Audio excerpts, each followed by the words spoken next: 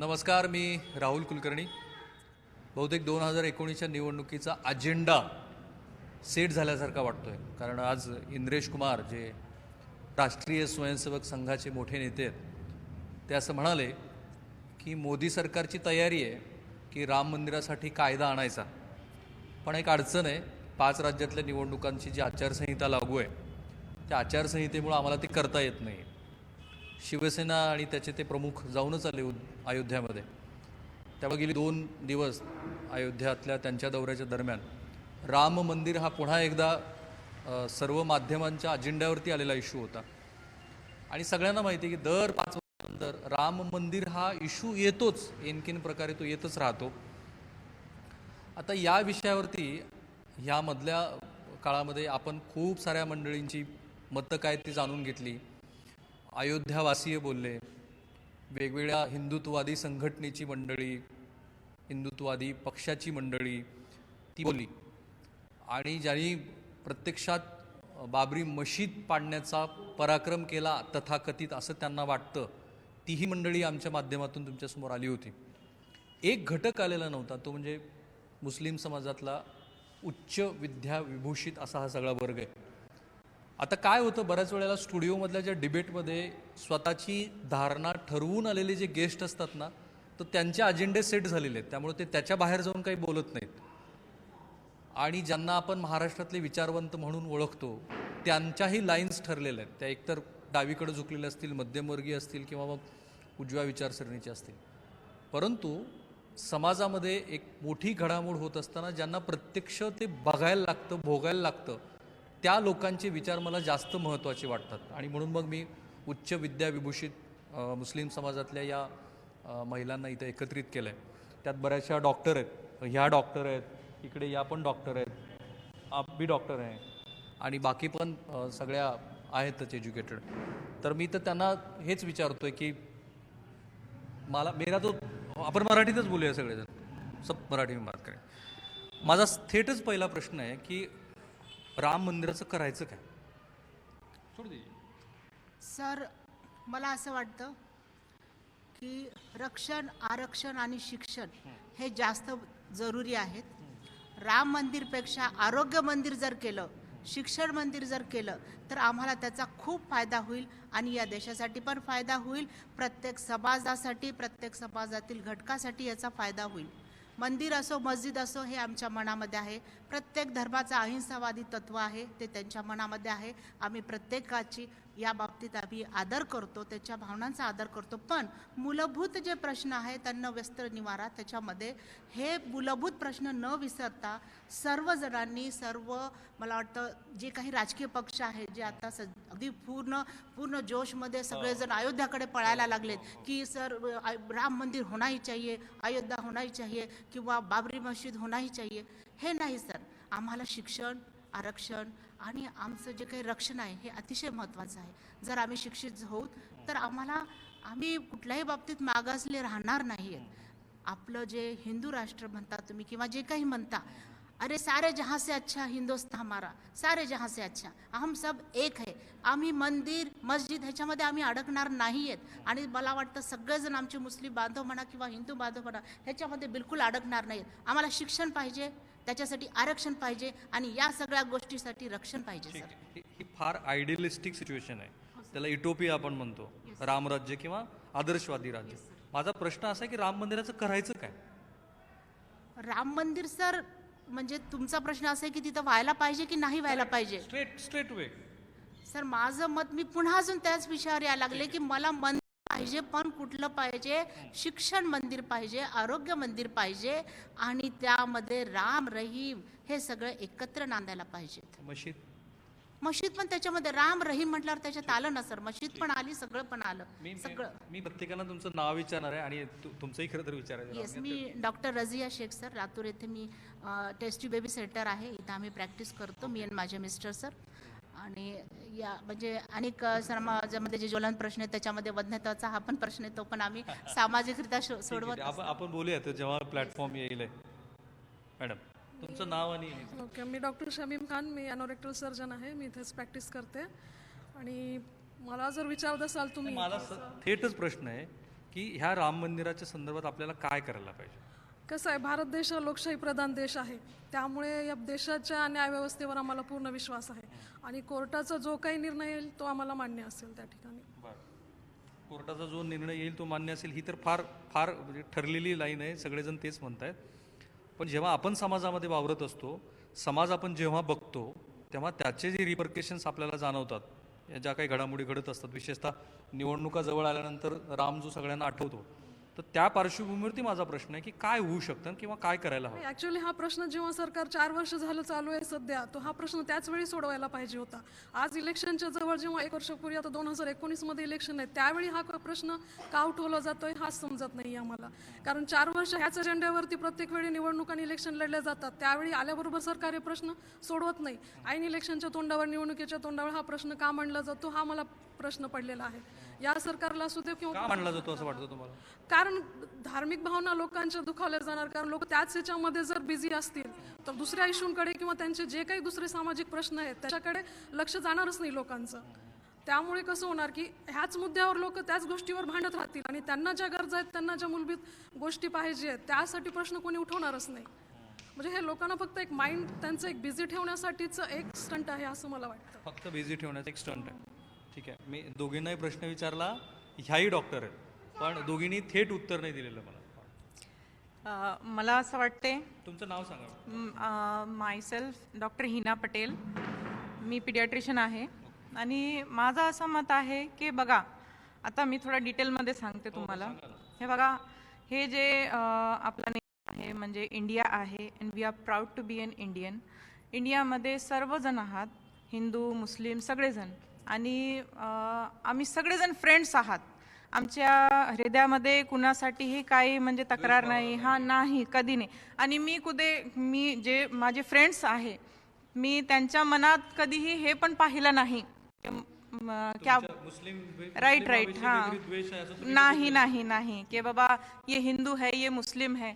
हम youth है, हम youth बहुत अच्छे से रहते हैं, we are friends and we don't think कि ये ऐसा करना चाहिए, ये ऐसा करना चाहिए. मगर हमारे बीच में जो नफरत डाली जा रही है इस मंदिर के नाम पे, मस्जिद के नाम पे, ये नहीं होना चाहिए अकॉर्डिंग टू मी. मुझे ऐसे लगता है क्योंकि अभी हमारे पास में प्रगति करना है, हमको विकास करना है, हमको शांति रखना है, हमको अमन, हमको इस देश में एक पीस कायम करना है.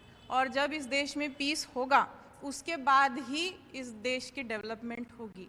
और हमारे सामने अभी डेवलपमेंट और पीस ज़्यादा इम्पोर्टेंट है. ठीक है, क्या आपको लगता है कि ये इशू बढ़ाने से या इशू रेज करने से कहीं पे इनसिक्योरिटी आ जाती है लोगों के मन में? बिल्कुल आती है, बिल्कुल आती है, because this is a sensitive matter, sensitive topic. Actually सालों सालों से चलता आ रहा है. वोट बैंक के लिए बोलिए या फिर लोगों में नफरत बढ़ाने के लिए बोलिए, क्योंकि कुछ लोग इसमें शिद्दत पसंद रहते हैं, उनको अपनी ही बात मनवानी. दोनों तरफ के हैं या किसी एक तरफ के हैं?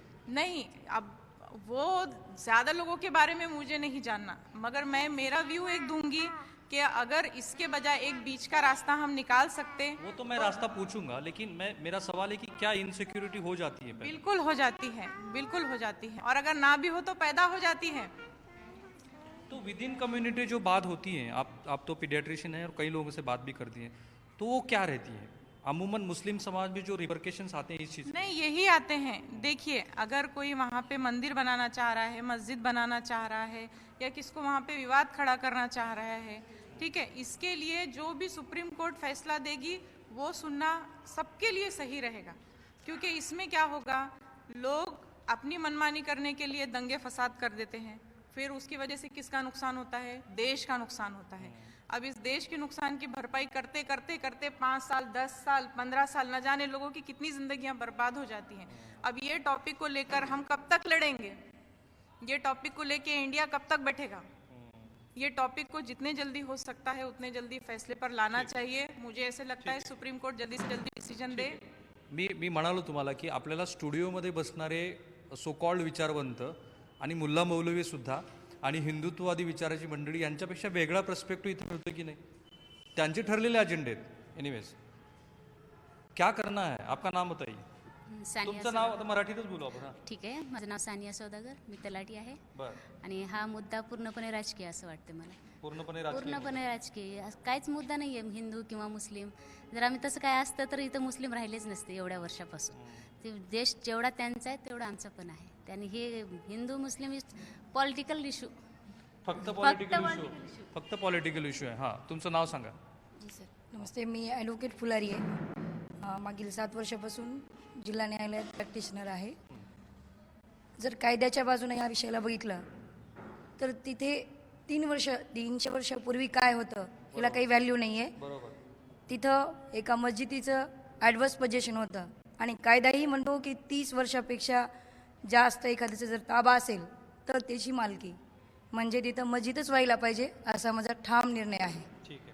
कारण का तर कायद्याच्या दृष्टिकोनातून तिथं मुस्लिम समाजाचा म्हणजे मस्जिदीचा हक्क आणि मला पूर्ण विश्वास आहे न्यायप्रणाली त्या दृष्टिकोनातून त्या कलमान्वये निर्णय देईल. ह्या स्वतः वकील आहेत आणि त्यांनी कायद्याच्या आधारात ते सांगितलंय की 30 वर्ष जर एखाद्या जागेवरती कोणाचं पोझिशन असेल तर ती जागा त्याच व्यक्तीची होते. ह्या लॉजिकनी त्यांची अशी मांडणी आहे की तिथं मशीदच व्हायला पाहिजे. बरोबर. ठीक आहे. आपका नाम, तुमचं नाव सांगा पूर्ण. हेलो, माय नेम इज़ अजमना काजी.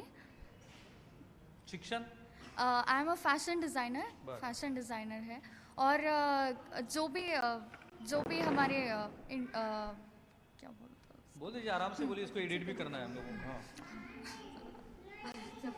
सरळ माझा प्रश्न असा आहे की तिथे काय म्हणजे राम मंदिराचं करायचं काय? Sorry sir. पर्सनल. ठीक है, आप सोच लीजिए. हाँ, तुमचं नाव सांगा थोडंसं अलीकडे. मेरा नाम अमतुल अजीज़ राबिया है और मेरा MSc B.Ed हो गया है. ज़ूलॉजी में MSc हुआ है.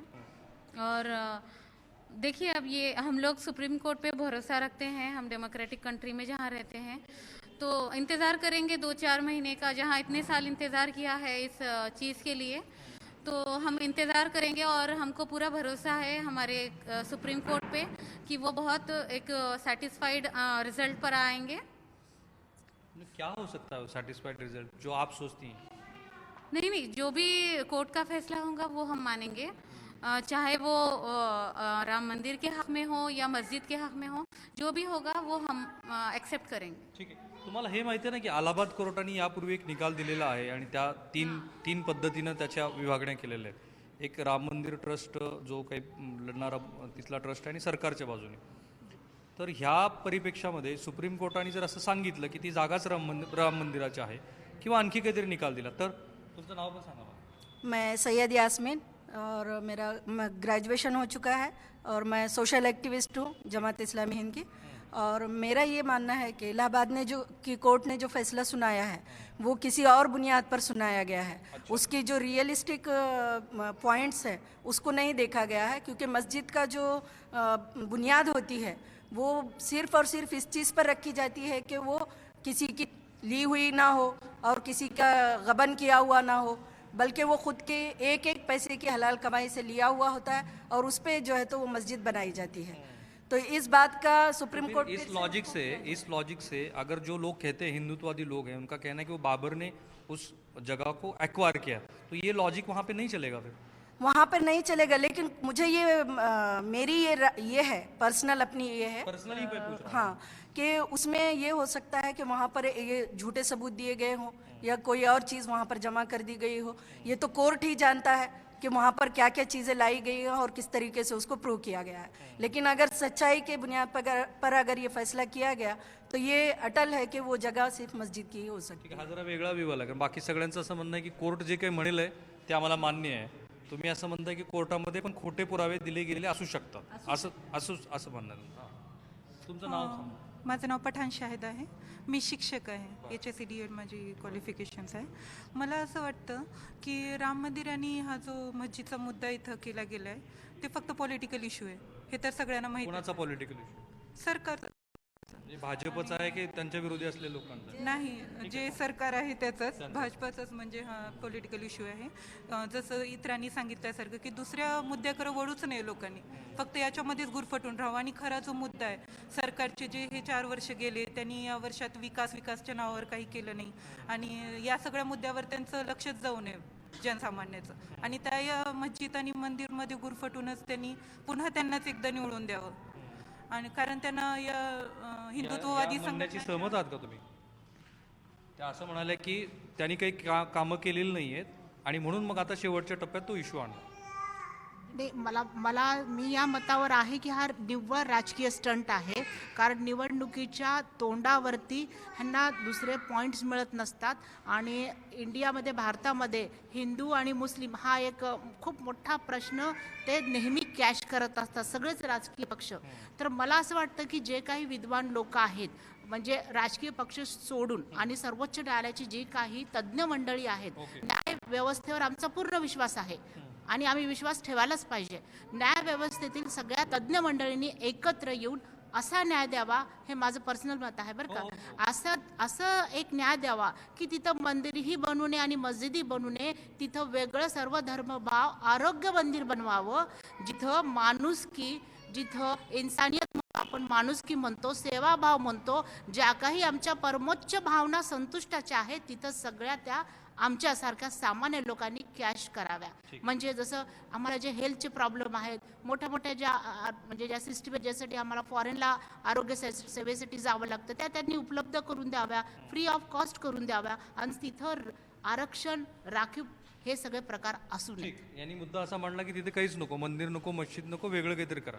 हे पण एक व्हाट आई वांट टू से, बहुत अच्छा टॉपिक कि बीच का रास्ता, जो मैं आपको पहले बताना चाह रही थी कि मंदिर भी नहीं, मस्जिद भी नहीं, एक बीच का रास्ता हम वहाँ पे बना सकते हैं कि जिसमें सबको हेल्प हो जाए, पूरे भारतवासियों का जिसमें हेल्प हो जाए. चाहे वो फिर आप हॉस्पिटल बना लें या फिर उसके बाद फिर आप कुछ और ऐसा सेंटर बना लें जहाँ पे सबके लिए कुछ फैसिलिटीज़ अवेलेबल करवा लें. ये सभी धर्मों के लिए रहेगा, ऐसा भी हो सकता है. यात मुद्दा असा येतो की जे हिंदुत्ववादी, कट्टर हिंदुत्ववादी ते मान्य करणारच नाहीत, पण आपल्याकडे सुद्धा असलेले जे मुल्ला मौलवी आणि जे सगळे लोक आहेत ते नाहीत मान्य करणार. बघा, अब सब लोगों के माइंड तो हम सेट नहीं कर सकते, क्योंकि हमारे हाथ में हमारा ही माइंड होता है. तो सब हम लोग अगर हमारी सोच बदलें तो शायद कुछ हो सकता है. और मुझे ऐसे लगता है, मैं अभी आपको पिछले बारी भी बता चुकी हूँ कि हम लोगों में, इंडिया के लोगों में, इंडियंस में इतनी नफरत नहीं है जितनी डाली जा रही है. मैं खुद 10 लोगों के घर पे जाके खाती हूँ जो नॉन मुस्लिम्स है या फिर हिंदूज़ हैं. 10 हिंदूज़ मेरे घर पे आते खाते हैं, हम खुशी से रहते हैं.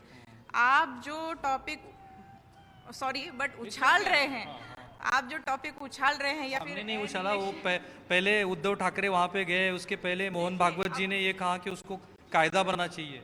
अब ये इलेक्शन के एंड टाइम पे जो कुछ ये टॉपिक उछल रहा है या लोग उछाल रहे हैं, व्हाटएवर, इससे क्या होगा, आपस की नफरत बढ़ेगी और फिर से इंडिया 10 साल पीछे जाएगा या 15 साल पीछे जाएगा या 20 साल पीछे जाएगा, वो गॉड नोस. ठीक आहे. मी म्हणालो तुम्हाला की मला ना त्या स्टुडिओमधल्या सो कॉल्ड विचारवंत ज्यांनी त्याच्यापेक्षा ह्या लोकांची मतं फार महत्त्वाची वाटतात आणि तीच कदाचित आपल्या देशाला पुढे घेऊन जाऊ शकतात. 2-3 महत्त्वाची मतं इथं अशी आली की कोणतंही धार्मिक स्थळ न बनवता, आता त्याच्यावरती सार्वजनिक सहमती हा फार वादाचा विषय आहे. ह्याहीपेक्षा यांनी आरोग्याचा मुद्दा मांडला, यांनी एक आणखी वेगळा मुद्दा मांडला.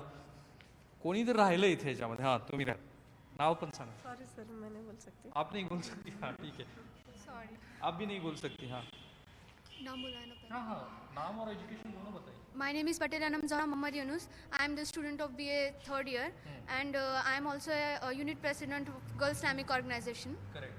आता आपण हां सांगा, मराठीत सांगा तुम्ही. हां No, I use English और हिंदी. ठीक है, आप हिंदी में बोलिए. हाँ. क्वेश्चन आपका वही है. यही है कि क्या करना है, मतलब जो दिख रहा है उसका क्या करना चाहिए. हम लोग जो है तो सुप्रीम कोर्ट का जो भी फैसला आएगा उसको ही मानेंगे. और यहाँ पे सालों से ये चलता आ रहा है, जब भी इलेक्शन का कोई इशू उठता है तो तभी ये लोग ये इशू लेके आते हैं. तो अभी तक सॉल्व क्यों नहीं कर पाए ये लोगों ने, इतने दिनों से चल रहा है. और अभी दूसरा इलेक्शन आ रहा है तभी भी ये सॉल्व नहीं हो पाया. और इंडिया की ये गंगा जमुना जो संस्कृति रही है, तो इसको जो है तो बर्बाद करने की कोशिश की जा रही है. लोगों में जो है तो नफरत डाली जा रही है और इसका कोई फैसला नहीं हो पा रहा है. तो हम लोग सुप्रीम कोर्ट का जो भी फैसला आएगा उसके ऊपर रजामंद रहेंगे. ये जो कर रहे हैं बर्बाद करने की कोशिश, वो कौन कर रहा है? जो भी दूसरे लोग होंगे, जो शरपसंद लोग होंगे, पॉलिटिकल जो होंगे, वो लोग दोनों तरफ के या एक तरफ के? दोनों तरफ के हो सकते हैं, क्योंकि ह्यूमन जो साइकोलॉजी है, दोनों तरफ के भी लोग हो सकते हैं। वो कोई एक तरफ के पार्ट के लोग नहीं हो सकते, हर तरफ के पार्ट के लोग हो सकते हैं। जी आयडियल सिच्युएशन असते ना कुठल्याही समाजातली, ती हीच आहे की सगळ्यांना पीस, शांतता सगळंच हवं आहे. वो तो नहीं मिल रहा है फिर. हां, तुम्ही बोललात का? सॉरी. ठीक आहे.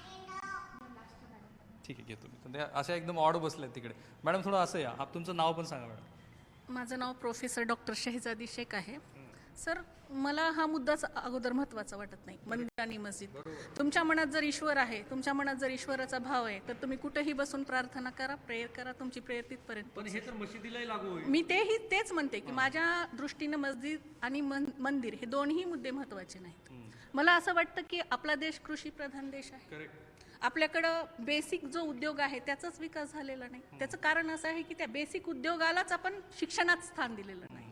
मला असं वाटतं की तिथं एक असं रिसर्च सेंटर बनवावं जिथं कृषीवर विविध प्रकारचे प्रयोग केले जातील आणि जेणेकरून हा मुद्दा जो अतिशय दुर्लक्षित आहे, तुम्ही जर इतर देश बघितलात तर त्या देशामध्ये तिथले बेसिक उद्योगाला जास्त भर दिला जातो.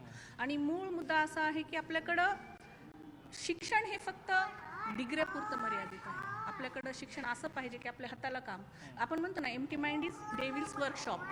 आपल्याकडं बेकारी खूप आहे आणि हे बेकार तरुण या राजकीय लोकांचे आणि धार्मिक लोकांचे हत्यार आहेत, जे दोन्हीकडच्या मुस्लिम आणि हिंदू दोन्ही. हो, मी दोन्ही बाबतीत बोलते.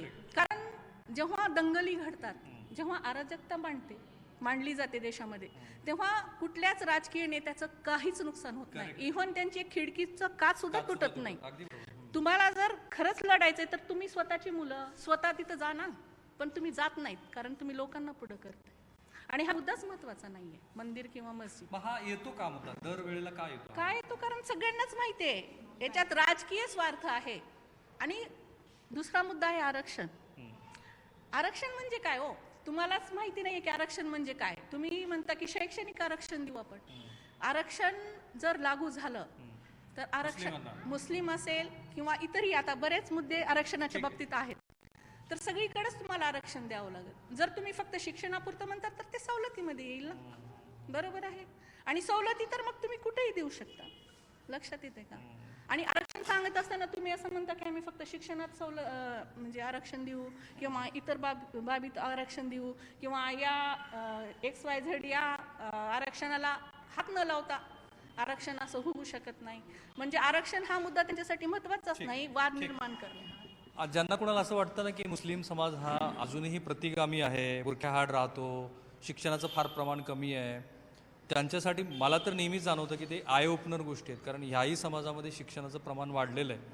मला असे अनेक भेटतात की ज्यांच्याकडे 2च मुलं आहेत आणि त्या मुलावरती ते कष्ट घेत आहेत, त्यांना एज्युकेशन देतात. आता हा जो बेसिक जो विचार आला आहे, तो बेसिक विचार पहिल्यांदाच कदाचित टेलिव्हिजनवरती इतक्या प्रगटपणे आलेला असेल. म्हणूनच आपला हा प्रयत्न होता की मुस्लिम महिला ज्या हायली एज्युकेटेड आहेत, डॉक्टर आहेत, प्राध्यापक आहेत, इंजिनियर आहेत, विद्यार्थिनी आहेत, त्यांनाच जरा हे विचारू. तर तुम्ही तर वकीलच आहात, दिसतच आहे मला. आता कायद्याच्या चौकटीत त्या असं म्हणाल्या की 30 वर्ष जर एखाद्या जागेवरती, किंवा ठीक आहे तुमचं परसेप्शन आधी तुम्ही मला सांगा. माझा प्रश्न असा आहे की या राम मंदिराचं आपल्या दृष्टीनं करायला काय पाहिजे, देश म्हणून काय करायला पाहिजे? तुमचं नाव पण सांगा. Sir, myself, Advocate Safia Shabir Sheikh. Sir, it's political reason. It's Ram Masjid, Babri Masjid, Ram Mandir. This is only the political. ठीक आहे, हा राजकीय मुद्दा आहे. And for developing the country, it's not the religious. And we have to go for the job vacancies where we should have for the development of the country. हे जे तुम्ही सांगताय ना, ही फार आयडियल सिच्युएशन, त्याला युटोपिया म्हणतात, किंवा आपण असं म्हणूया की आदर्श राज्याची कल्पना आहे. हो ना सर, पण आपण जर बघायला गेलं तर सुप्रीम कोर्टच्या it should be the honoured decision. So we have to go through that. But my opinion is that for the तिथे काय असायला हवं किंवा काय सोल्युशन निघू शकतं? तिथं असायला हवे की आजकाल बेरोजगारी खूप आहे. ती रोजगार, सगळ्यांना रोजगार मिळावे, हिंदू मुस्लिम ख्रिश्चन कोणी जरी असावे, तिथं एक रोजगारसाठी असा उपाय करायला पाहिजे की तिथं सगळ्यांना रोजगार भेटावे. आणि it should be the stand for the developing of the country. That will be my opinion. ठीक आहे. कोणी राहिले का हे एका पर्टिक्युलर पहिल्या प्रश्नावरती कोणी बोलायचं राहिले का? इथे एक छोटासा आपण ब्रेक घेणार आहोत आणि ब्रेक नंतर आपल्या ह्या चर्चेतून आलेले 2 महत्त्वाचे मुद्दे असे मला वाटले त्याच्यावरती आपण चर्चा करूया. कुठेही जाऊ नका. पहिल्यांदाच आपण अत्यंत उच्च विद्याविभूषित अशा मुस्लिम महिलांची मतं जाणून घेतोय देशात सर्वात संवेदनशील झालेल्या राम मंदिराच्या विषयावरती. पुढे जाऊ नका. पाहत राहा ABP माझं. जरा चेअर सेट करायला पाहिजे मॅडम. ब्रेक नंतर पुन्हा एकदा तुमचं स्वागत. पहिल्या भागामध्ये मला जो एकूण सूर दिसला तो असा, सर्वोच्च न्यायालय जे म्हणेल ते आम्ही मान्य करू, ते मान्य व्हायला हवं. भारताचा एक जबाबदार नागरिक म्हणून ते यांनाही असंच वाटतं. आणि जर तिथे वेळच आली तर मग मंदिर आणि मशिदीपेक्षा वेगळा काय पर्याय असू शकतो असा तो मुद्दा होता. आणि म्हणून मग 2 महत्त्वाच्या मुद्द्यावरती आपण इथे आता चर्चा करणार आहोत. एक तर मुद्दा असा येतो की जेव्हा केव्हा असा राम मंदिरासारखा इश्यू येतो तेव्हा मुस्लिम समाजामध्ये आणि विशेषतः महिलांमध्ये याच्या पहिल्या प्रतिक्रिया काय येतात? पहिली तर प्रतिक्रिया हीच येते मुस्लिम महिलांच्या समाजामध्ये की हा जो इश्यू काढला जातोय तो जाणून बुजून काढला जातोय. याच्यामध्ये म्हणजे मुस्लिमांचा विचारच केला जात नाही. खरं तर इथे जी मेजॉरिटी आहे त्याचाच जास्त विचार केला जातो आणि मुस्लिमांना मेजॉरिटी म्हणजे हिंदू. हो. आणि मुस्लिमांना दाबून ठेवण्याचा एक प्रकार केला सप्रेस करायचा. हां, सप्रेस करण्यासाठी प्रयत्न केला जातो. त्याच्यामुळे मुस्लिम महिला सुद्धा इन्सिक्युरिटी फील करतात की आम्ही म्हणजे मायनॉरिटीमध्ये आहोत आणि आमचं आता काय होणार, अशा गोष्टी त्याच्यामधून निर्माण होतात. पण खरं तर असं व्हायला पाहिजे की न्यायालयाचा तर विचार आहेच, पण आमचं एक अशी अपेक्षा आहे की न्यायालयाने सुद्धा निपक्षपातीपणाने निरपेक्षपणाने या सगळ्या गोष्टींचा विचार करा. न्यायालय नेहमी असंच करत असतं. आपण न्यायाची अपेक्षा करतो ते निरपेक्ष भावनेनंच करत असतो ना. हो, पण अशा बऱ्याच गोष्टी त्याच्यापर्यंत पोहोचतात ज्या खऱ्या नसतात. सत्य आणि न्यायावर आधारितच फक्त निर्णय व्हावा अशी आमची अपेक्षा असते. आणि मुस्लिम समाजाची तर हीच अपेक्षा आहे की न्याय आणि सत्याचाच विचार व्हावा. दुसऱ्या गोष्टींचा जेव्हा हा इश्यू येतो तेव्हा तरुण मुली किंवा महिलांमध्ये मुस्लिम समाजातल्या साधारणपणे प्रतिक्रिया काय यायला लागतात? देखिए, ये चीज़ें तो पॉलिटिकल लोग अपने फ़ायदे के लिए करते हैं, अपने वोट बैंक के लिए करते हैं. जो यूथ है मुस्लिम में का, वो लड़की हो या लड़का हो, ये सोचते हैं कि हमको जो है इंडिया को प्रोग्रेसिव से प्रोग्रेस्ड बनाना है ना. तो जो करंट इश्यूज जो होने चाहिए वो अनएम्प्लॉयमेंट को है, वो तो ठीक है. करंट इश्यूज क्या होने चाहिए उस पर तो हमने बात की, लेकिन जब ये बातें आती हैं पिछले 15 दिन से तो वही बात हो रही है. फिर क्या आते हैं, मतलब चर्चा क्या होती है, आप फील क्या करती हैं? जैसे इन्होंने कहा हम इनसिक्योर फील करते हैं. हाँ, हम इनसिक्योर इसलिए फील करते हैं कि हम माइनॉरिटी में हैं और ठीक है. हाँ, बोला. इनसिक्योरिटी फील करते हैं और उसमें ऐसा लगता है कि हमारे जो असल मुद्दे हैं उसको बाजू में रख के दूसरा नया इशू जो है तो उठाया जा रहा है और इस इशू के ऊपर जो है तो चर्चा चलती है और फिर वो वहीं का वहीं रख दिया जाता है. उसका कोई हल निकालने की कोशिश नहीं की जाती है. उसके अलावा भी और बहुत सारे मुद्दे ऐसे हैं जिसको लाया जा सकता है. जैसे एजुकेशन का, जैसे पहले चर्चा में चला कि एजुकेशन का है और जो है तो उनके सेहत का है, आरोग्य का है. इस ताल्लुक से जो है तो बात नहीं की जाती. बार बार उसी मुद्दे को उठाकर उस पर ये किया. बोला. जी, हम भी इनसिक्योर फील करते हैं और इनसिक्योर फील करती हैं आप? ठीक है, आता हूँ मैं. हाँ, कुछ कहना नहीं है आपको? ठीक है. हाँ जी सर, क्या बोलना है? जब भी ये इशू आता है तो चर्चा क्या होती है और आप फील क्या करती हैं एज ए कम्युनिटी? छोड़ दीजिए इसको. मैं चाहती हूँ कि जहाँ पे मस्जिद की बुनियाद डाली गई वहाँ पे मस्जिद ही होना चाहिए और और उसके बावजूद भी हम सुप्रीम कोर्ट का जो फैसला रहेंगे उसको कबूल करेंगे. ठीक है. हाँ, बोला. सर, जेव्हा धर्माचा मुद्दा येतो हा सगळ्यांसाठी संवेदनशील आहे. बरोबर. जेव्हा 10 लोक मिळून तुमचं काहीतरी धर्माविषयी बोलत असतात तेव्हा आपल्याही धर्मभावना जागतातच आणि काहीतरी वाईट होतंय आपल्या बाबतीत असं वाटत असतं. ही फार जेन्युइन प्रतिक्रिया आहे जी मला आता म्हणाली. हां, मग आपण बरोबर आहेत किंवा वाईट आहेत किंवा चूक आहे ही तर नंतरचा विचार झाला, शांत डोक्याने करायचा. पण जेव्हा 100 लोक तुम्ही चूक आहेत असे म्हणतात, तेही धर्माच्या बाबतीत, तर कोणालाही इश्यू आवडणारा नाहीये. बरं, मुस्लिम महिलांनी ह्या इश्यूबद्दल बोलण्यासाठी महिलांच्या प्रतिक्रिया घेतात कोण? घरामध्ये जे पुरुष मंडळी जे म्हणतील होला हो म्हणणे.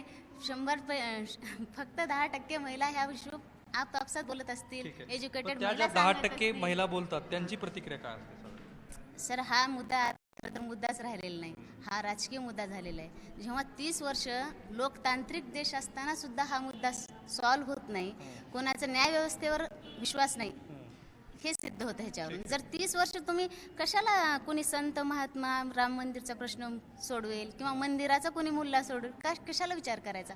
तो मुद्दा आता न्यायालयात आहे.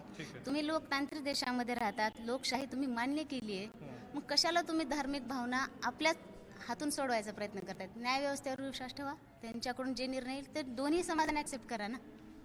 स्वतःचा निर्णय घ्यायची ऍक्सेप्ट गरज होईल असं वाटतं तुम्हाला? करायला पाहिजे. नाही, ह्या विशेषतः लोकांनी- जसं हिंदूमध्ये फंडामेंटलिस्ट लोक आहेत, मुस्लिम मध्ये पण हा, आहे ते लोक आणि accept ते करतील. तोच विषय मांडत आहेत. सर्वसामान्य लोकांना रोज जाणे, स्वतःच्या पोटासाठी काहीतरी बघणे, हाच इश्यू आहे.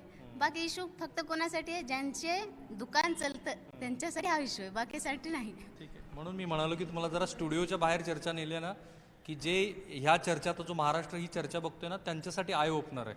त्यांनी फार स्ट्रेट वाक्यात सांगितलं की दोन्ही धर्मातले जे फंडामेंटलिस्ट मंडळी आहे त्यांची दुकानं चालावीत, यासाठी तर हा इश्यू आलेला आहे. हां मॅडम, बरं, हां बोला. हां, या वकील आहेत स्वतः. हां, माझं असं मत आहे, जेव्हा धर्माचा मुद्दा निघतो, जेव्हा मशिदीचा मुद्दा निघतो, तर सगळ्यात सुरुवातीला राज्यघटनेने आम्हाला एक भारतीय नागरिक म्हणून धर्म स्वातंत्र्य दिलेलं आहे. मग मीही माझ्या धर्माचा प्रचार करणारच. आणि मला पर्सनली वाटते की तिथं मस्जिद व्हायला पाहिजे, कारण कायद्याच्या दृष्टिकोनातून बोलते मी.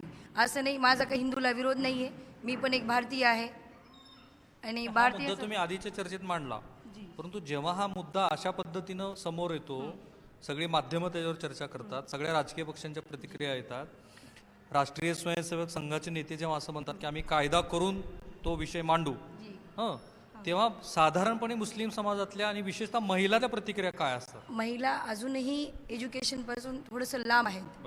मग माझं जर मत घ्यायचं असेल किंवा कायद्याच्या दृष्टिकोनातून जर मत घ्यायचं असेल तर सुप्रीम कोर्टाचा निर्णय हे आपल्यामध्येच एक कायदा आहे, तिथपर्यंत जायची गरजच नाही. आणि तिथं जाऊन तुम्ही जर कायदा बनवा असं म्हणत असाल, सुप्रीम कोर्टात ऑर्डिनन्स आणि कायदा बनण्याचा अधिकार नाहीच. सुप्रीम कोर्टाचे निर्णयच कायदा आहेत. आणि राहिला प्रश्न आस्थेचा, श्रद्धेचा, त्याचा काही पुरावा नसतो साहेब. आणि सगळ्यात सुरुवातीचा अजून एक प्रश्न मी परत सांगू इच्छिते, प्रश्नाऐवजी एक माझं रिझन सांगू इच्छिते. हा प्रश्न का उद्भवला, हे करण्यामागे काय कारण आहे, हे आधी हुडकून काढावं. आणि सगळे असं म्हणतात की ते सगळ्यात महत्त्वाचं नाही, ते रामाचं आहे. जन्मस्थळ आहे असं सगळ्यांचं मत आहे. 300 वर्षापूर्वीचे जर तुम्ही काढत असाल तर ब्रिटिश सत्ता जेव्हा आपल्या भारतावरती आली होती, त्यांनी आपलं जे काही आपल्या इथून घेऊन गेलेले आहेत त्याच्यावर पण अधिकार आहे. मग असं का नाही म्हणत कायदा? आपण जिथं राहतो त्या कायद्याचा आपण मान सन्मान ठेवायला पाहिजे. मग तेही आपण आणलो असतो असंच भावनिक होऊन, नाही ना. जे काही सगळे हे जे कायद्याचा त्यांनी सोडला नाही मुद्दा, प्रश्न सगळे कायद्याने सुटणार नाहीत. बहुसंख्य हिंदू लोकांना असं वाटतं, असं दाखवलं जातं, कारण ते सगळं पुन्हा मतदान करून आपल्याला ते निश्चित करायला लागेल की तिथे राम मंदिर आहे आणि म्हणून राम मंदिर झालं पाहिजे. ते तर अजून सिद्धही झालं नाही सर, कारण त्याच्यावरच रिसर्च चालू आहे सध्या तर, की तिथं राम मंदिर होतं का, बाबरी मस्जिद होती का, त्याचं निर्माण कोण केलं, रामाचा जन्म कुठं झाला, नाही मला तेच सांगायचं तुम्ही बोलत राहतो आणि प्रश्न तुम्ही व्यवस्थित विचारा, म्हणजे नाही बरोबर आहे. आणि मग आपण कसं म्हणू शकतो की तिथं रामाचा जन्म झालेला आहे, या मुद्द्यावरच बरेच आता रिसर्च चालू आहेत. आणि मला म्हणायचं आहे की मतदानाच्या अगोदर, निवडणुकीच्या अगोदरच हा मुद्दा का उपस्थित केला जातो? तुम्ही हाच माझा प्रश्न होता की जेव्हा हे मुद्दे येतात तेव्हा साधारणपणे मुस्लिम समाजामध्ये आणि विशेषतः महिलांमध्ये येणारे रिॲक्शन्स काय असतात? महिलांना फक्त शांती हवी आहे. तिथं मंदिर नको आहे, मस्जिद नको आहे, तिथल्या लोकल लोकांचा विचार करा. आपण इथं बसून मुद्दे मांडू शकतो, डिबेट घडवू शकतो, सगळंच करतो, पण तिथल्या लोकांचं तुम्ही बघा जाऊन काय अवस्था आहे. त्यांना रोजगार नाही, त्यांना भीती आहे की आपण बाहेर निघाल्यानंतर घरी जाऊ की नाही.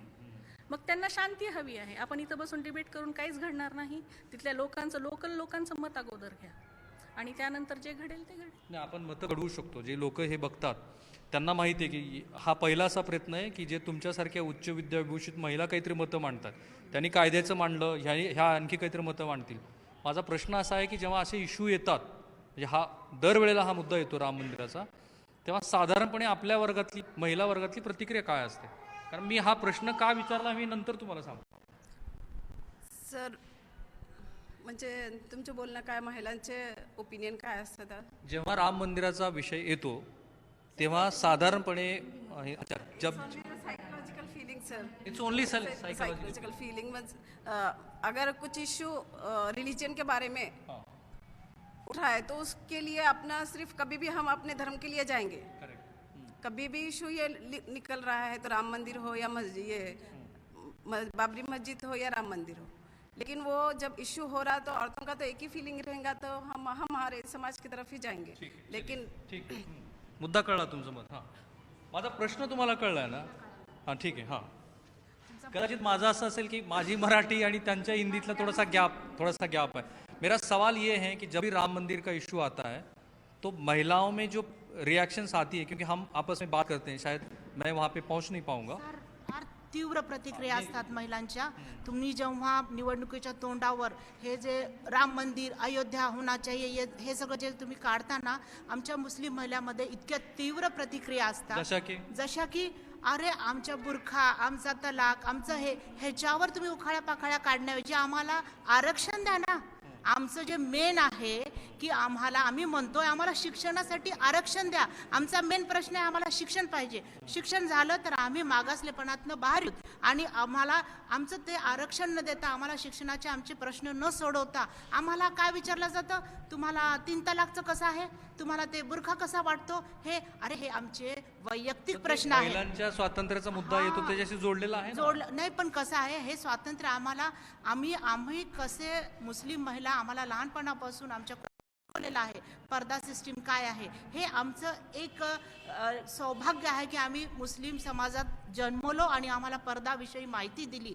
आणि तुम्ही पण स्वतः तुमच्या आई बहिणी विषयी तुम्ही हेच मत मांडणार की माझी आई बहीण सुरक्षित पाहिजे. बाहेर जेव्हा ती समाजात जाते ती सुरक्षित कशी पाहिजे की तिने त्याचं ड्रेसिंग वगैरे सगळं काही करायला मुस्लिम महिलाच कोर्टामध्ये गेल्यानंतर हा इश्यू आलेला सर, आहे. त्यांना मुस्लिम समाजाविषयी, मुस्लिमचा जो आमचा कुराणाचा जो अभ्यास आहे त्याच्याविषयी त्यांना माहिती नाहीये. अशा मुस्लिम महिलांना माझी फार मनपूर्वक विनंती आहे की त्यांनी मुस्लिम समाजाचा, आपल्या कुराणचा आधी अभ्यास करावा. पण न्यायालयाने सुद्धा निर्णय आणि दिला आहे. प्रत्येकाने न्यायालयानं पण निर्णय न्यायालयानं सुद्धा, न्यायालयामध्ये कसं आहे सर, काही मुस्लिम जे सो कॉल्ड जे फॉरवर्ड ज्यांनी थोडा अभ्यास करून त्यांना दिशाभूल केलेली आहे असं मला वाटतं की न्यायालयाचे, कारण त्यांनी न्यायालयाच्या न्यायाधीशांनी पण जे काही आहेत त्यांनी आमचं कुराण व्यवस्थित वाचावं. अरे आमच्या कुराणमध्ये, आमच्या इस्लाममध्ये महिलांना इतकं स्वातंत्र्य आहे आणि पहिला शब्द आहे इकरा, आधी महिलांना शिकवा. आमची मुस्लिम महिलांची सवय आहे. एकच मिनिट. ह्या ज्या काही म्हणाल्या की न्यायालयामध्ये जे मुद्दे आले त्याच्यामध्ये नीट मांडणी केली गेली नाही, तुम्ही सहमत आहात का? त्यांनी मांडली बरोबर आहे. माझा मुस्लिम कायदा स्त्रियांच्या बाबतीत परिपूर्ण आहे. अशा जे अधिकार मुस्लिम महिलांना कुराण शरीफमध्ये म्हणजे मुस्लिम लॉमध्ये दिले आहेत तेवढे अधिकार कोणत्याही इतर कायद्यामध्ये दिलेले नाही आहेत. जसं की मुस्लिम महिलेला जर तलाक घ्यायचा अधिकार आहे त्याला आपण खुलानामा म्हणतो, तसा अधिकार इतर कायद्यामध्ये दिलेला नाही आहे. त्यांना डायरेक्ट न्यायालयामध्ये मुस्लिम महिलांनीच नेऊन न्याय मिळवलेला आहे. त्या अजूनही अनभिज्ञ आहेत, त्यांना पूर्ण माहिती नाही आहे कायद्याची. अशा काही त्या महिलांना हाताशी धरून ह्या राजकीय पक्ष त्याचा गैरफायदा घेऊन मुस्लिम समाजाला बदनाम करत आहेत. माझं वैयक्तिक मत नाही, हे कायद्याच्या बाजूने बोलत आहे मी. मुद्दा प्रश्न वेगळा विचारला होता, त्याचं थोडंसं वेगळं उत्तर आलं. मेरा सवाल ये था कि जब भी ये इशू आता है तो हम क्या फील करते हैं? नहीं, जब भी ये इशू आता है तो हम लोग यही फील करते हैं, इनसिक्योरिटी आती है सबसे पहले तो माइंड में कि तो उसका लेवल क्या होता है? हम लोग नहीं, लेवल इन द सेंस ये होता है कि फिर से बर्बादी की तरफ, ये पॉइंट सबके माइंड में आता है. क्योंकि 1992 में जो कुछ हुआ आप सब जानते हैं, हम सब छोटे थे. इसीलिए मैंने वो सवाल पूछा था. 1992 साली जे काही झालं आणि जे देशांनी बघितलं त्या पार्श्वभूमीवर हा विचारलेला प्रश्न होता. मी तो आधी नाही टॉस केला कारण मग ते त्या अँगलनी गेलं असतं. तो और हमारे जहन में यही बात आती है कि बार बार इलेक्शन के नज़दीक आप ये सब टॉपिक निकालते हैं. दिस इज फॉर डाइवर्ट करने के लिए. This is only for to divert you कि अभी इलेक्शन आ रहे हैं, हम सरकार का हिसाब किताब करते बैठेंगे. विकास किया, शांति लाई, प्रगति की, ये किया वो किया, ये मत करो, लड़ते बैठो.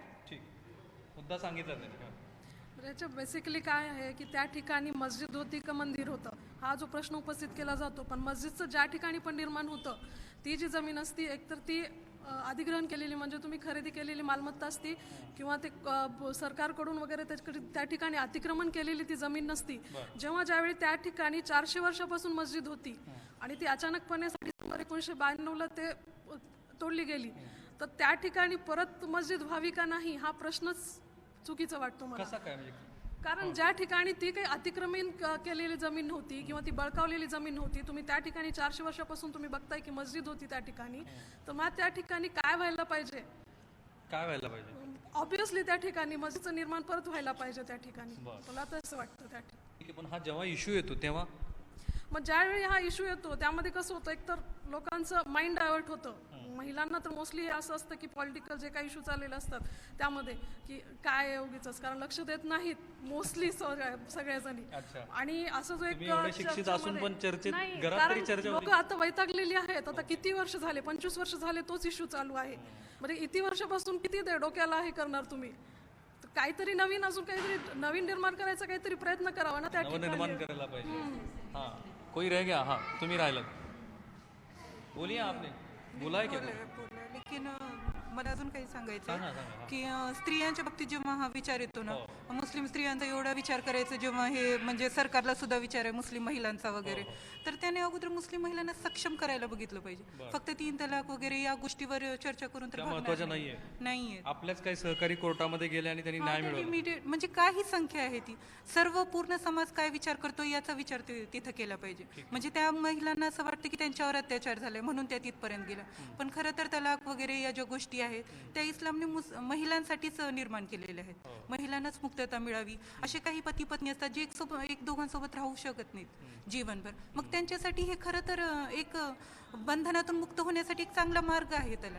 त्याला त्या पद्धतीनं बघत नाही आहेत त्या.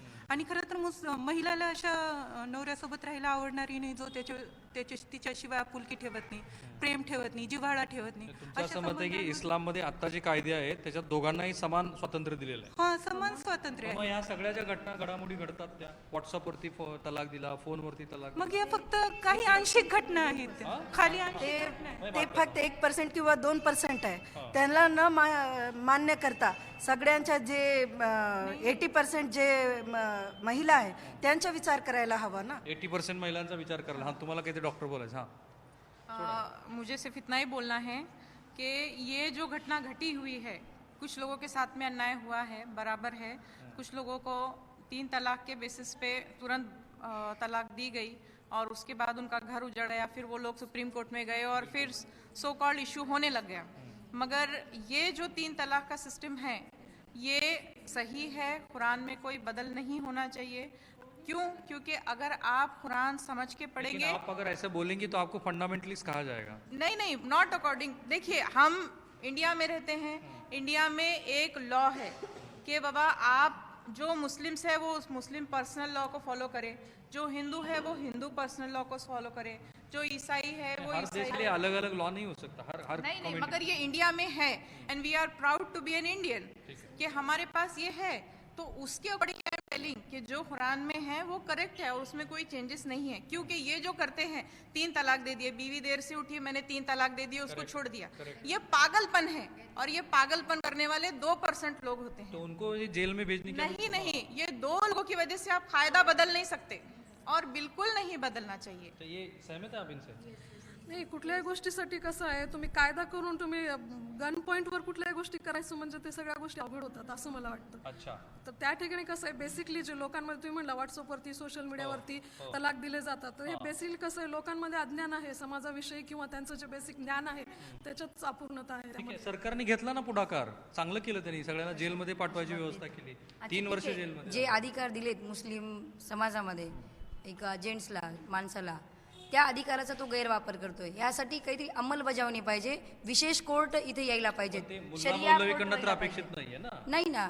काय म्हणलं तुम्ही? जे आपल्या धर्माचं कंट्रोल करतात त्यांच्याकडनं ते अपेक्षित नाहीये म्हणून काही लोक समाजामध्ये मुल्ला मौलवींना म्हणजे काजी साहेबांना काही अधिकार दिलेले आहेत. त्यांनी विवाह संपन्न करावा, तलाक पण त्यांच्याकडेच आहे, पण त्याच्या अगोदर दोन्ही पत्नी आणि पतीचे दोघांनाही अधिकार आणि कर्तव्य आहेत. ते जर त्यांनी फॉलो केले मुस्लिम शरीयत कायद्यानुसार तर असा प्रश्नच निर्माण होणार नाही. ठीक आहे, बोला.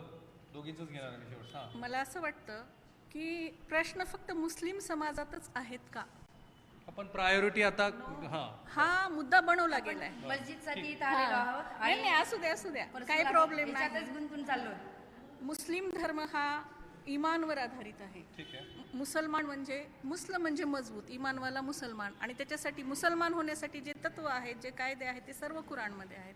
आणि त्या तत्वाला जर नकारलं तर तुम्ही मुस्लिमच राहणार नाही. हा त्यांचा मुद्दा. ठीक आहे, बोला.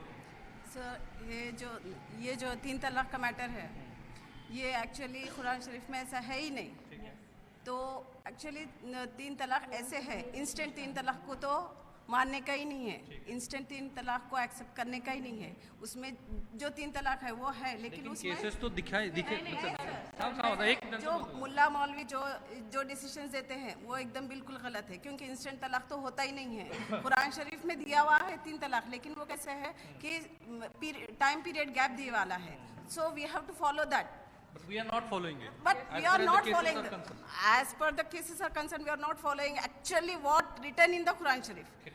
We are giving our own opinions. बोला.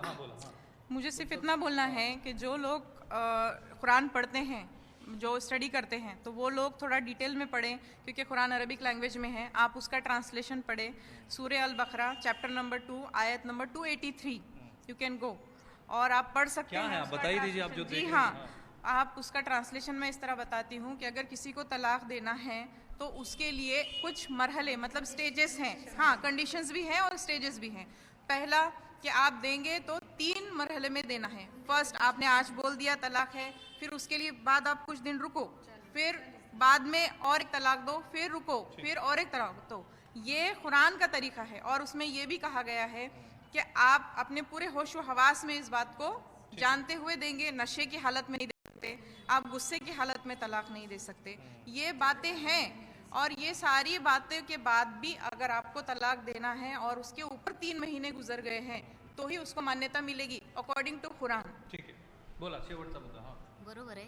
तलाक हा 2 व्यक्तींचा, त्यांच्या दोघांचा मुद्दा आहे. दोघं सहमत असतील, दोघांनाही राजी असेल तर द्यायचं. एकावर अन्याय होत असेल तर त्याला मार्ग आहेच. ठीक आहे. हा मुद्दा चर्चेमध्ये आला म्हणून आपण घेतला, पण आता मला शेवटचा रॅपअप करायचा आहे की ह्यांचं मंदिर मस्जिद ह्या संदर्भातलं मत काय. फार स्ट्रेट फॉरवर्ड आहे, सांगा. मी तर आधीच म्हणलंय की कायद्याच्या दृष्टिकोनातून जर बघितलं तर 30 वर्ष एखाद्या माणूस म्हणा, कोणी समाज म्हणा, जर त्याचा तिथं ताबा असेल तर मालकी त्याची आहे. माझं स्पष्ट मत आहे की तिथं बाबरी मस्जिद व्हायला पाहिजे. 300 वर्षापूर्वी काय होतं ह्याला काही व्हॅल्यू नाही. मॅडम बोला, शेवटचा रॅपअपच आहे. मी अगोदरही म्हटले, आजही म्हणते की तिथं मंदिरही नकोय, मस्जिदही नकोय. जिथं शांती प्रस्थापित होईल, जिथं देशाची प्रगती होईल, जिथं मूलभूत उद्योग विकसित होईल, तेच व्हायला. फाइनल डिसीजन सुप्रीम कोर्ट का जो भी डिसीजन रहा उसको सभी को मानना ही चाहिए और मानना ही पड़ेगा. आई ऑल्सो एग्री, जो भी सुप्रीम कोर्ट का डिसीजन होगा हम उसको ही मानेंगे. ठीक आहे. इथे बघा, एक मत आलं मस्जिदीच्या बाजूने, एक त्यांचं असं मत आलं की कुठलाही धर्माचं नको. बाकी ही 2 मतं जी आली ती सुप्रीम कोर्ट जे काही म्हणेल ते. मलाही असंच वाटतं की कोर्टाचा जो काही निर्णय आहे तो आम्हाला मान्य असेल. याउपरी जर गव्हर्नमेंटला काही करायचं असेल तर संविधानानुसार त्यात तुम्हाला जर चेंजेस करून जर काही कायदा आणला तर चालेल, तर त्यानुसार त्यांनी ठरवावं. ठीक आहे. कायदा आणला तर चालेल का? नाही, ते तर गन पॉईंटवर ठेवून तुम्ही नाही असलं कुठल्याही गोष्टी करू शकता. न्यायालयाच्या निर्णयाचा आदर केला. न्यायालयाच्या निर्णयाचा. मॅडम सर, आम्ही न्यायालयाच्या निर्णयाचा आदर करूत. न्याय मंदिरावर आमचा पूर्ण विश्वास आहे. पण माझं अजूनही मत आहे की तिथं न्याय मंदिराने कुठलंही मंदिर मशीद न विचार करता आरोग्याच्या दृष्टीनं काही विचार करावा. आणि बेरोजगार, जे बेकारीचा जो प्रॉब्लेम आहे, तिथं काहीतरी अशा इंडस्ट्री काढाव्यात की ज्याच्यामुळे आपल्या भारताची बेकारी काही अंशतः कमी होईल, ना की दहशतवाद वाढेल. हा तिसरा सूर आलेला आहे की जो असं म्हणतोय की मंदिर नको, मस्जिद नको, जे समाजाचं उपयोगाचं आहे ते करा. अब तो देना ही पड़ेगा आपको. हाँ, नहीं, मेरा दिल चाहता है कि जब मस्जिद की बुनियाद वहाँ पे डाली गई तो आखिर तक मस्जिद ही रहना चाहिए. मस्जिद ही रहनी चाहिए. दोन. हाँ, कुछ नहीं कहना आप. हाँ, कुछ नहीं कहना. हाँ, तुम्ही काय फक्त बसायला आले ते की काय? हाँ, बोलिए. ठीक है.